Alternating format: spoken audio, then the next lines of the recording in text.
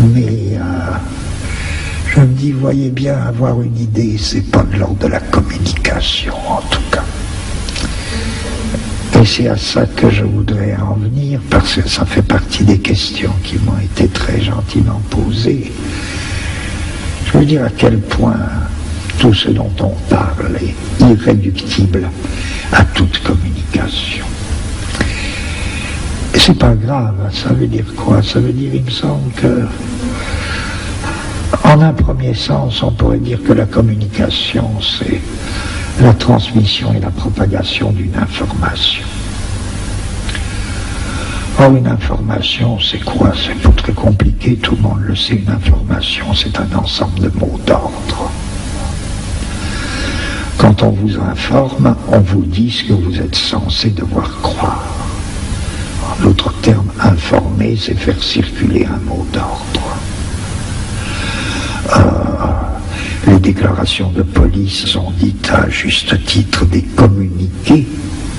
On nous communique de l'information, c'est-à-dire on nous dit ce que nous sommes censés être en état ou devoir croire, ce que nous sommes tenus de croire. Ou même pas de croire, mais de faire comme si l'on croyait. Puisqu'on ne nous demande pas de croire, on nous demande de nous comporter comme si nous le croyions.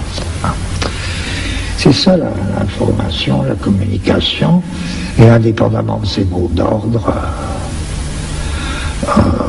et de la transmission de ces mots d'ordre, il n'y a pas de communication, il n'y a pas d'information. Ce qui revient à dire que l'information, c'est exactement le système du contrôle. Et c'est vrai, enfin je dis des platitudes, c'est évident. C'est évident, sauf que ça nous concerne particulièrement aujourd'hui. Ça nous concerne aujourd'hui parce que c'est vrai que nous entrons dans une société qu'on peut appeler une société de contrôle. Vous savez, un penseur comme Michel Foucault avait analysé deux types de sociétés assez rapprochés de nous. Les unes qu'il appelait des sociétés de souveraineté, et puis les autres qu'il appelait des sociétés disciplinaires. Et ce qu'il appelait les sociétés disciplinaires, qu'il faisait partir nettement, parce qu'il y a toutes les transitions, vous voulez, avec Napoléon, qui était le passage typique d'une société de souveraineté à une société disciplinaire.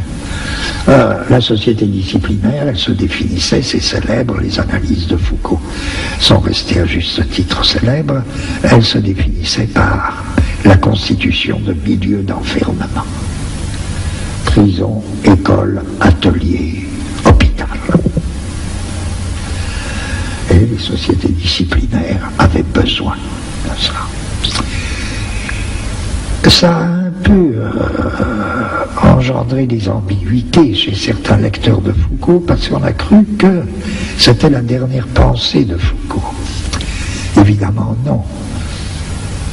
Foucault n'a jamais cru, et même il a dit très clairement que ces sociétés disciplinaires, elles n'étaient pas éternelles. Et bien plus, il pensait évidemment que nous entrions, nous, dans un type de société nouveau. Bien sûr, il y a toutes sortes de restes de sociétés disciplinaires, et pour des années et des années.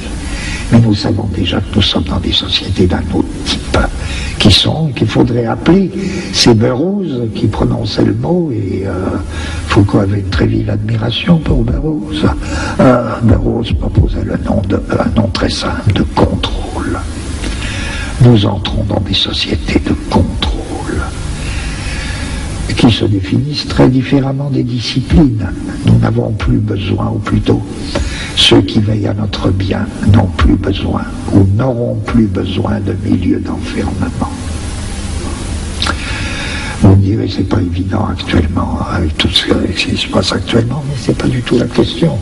Il s'agit de, c'est peut-être pour dans 50 ans, mais actuellement déjà tout ça, les prisons, les écoles, les hôpitaux sont des lieux de discussion permanents.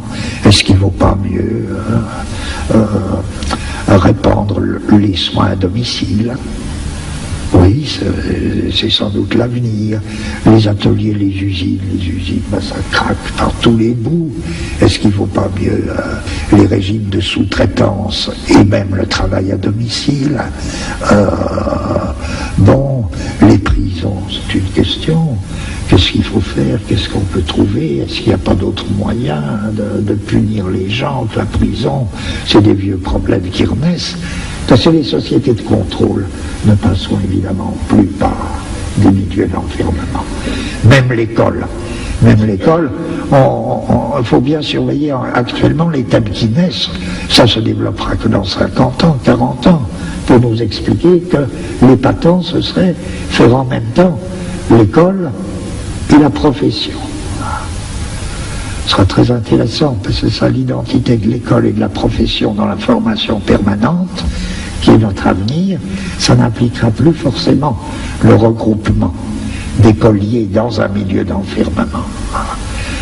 Ça pourra se faire tout à fait autrement, ça se fera par Minitel, enfin tout ça, tout ce que vous voulez, épatant, ce serait des formes de contrôle. Voyez en quoi un contrôle, c'est pas une discipline. Je dirais par exemple d'un autoroute, que là vous enfermez pas les gens, mais en faisant des autoroutes, vous multipliez des moyens de contrôle. Je ne dis pas que ce soit ça le but unique de l'autoroute, mais des gens peuvent tourner à l'infini et sans être du tout enfermés, tout en étant parfaitement contrôlés. C'est ça notre avenir, des sociétés de contrôle et pas des sociétés de discipline.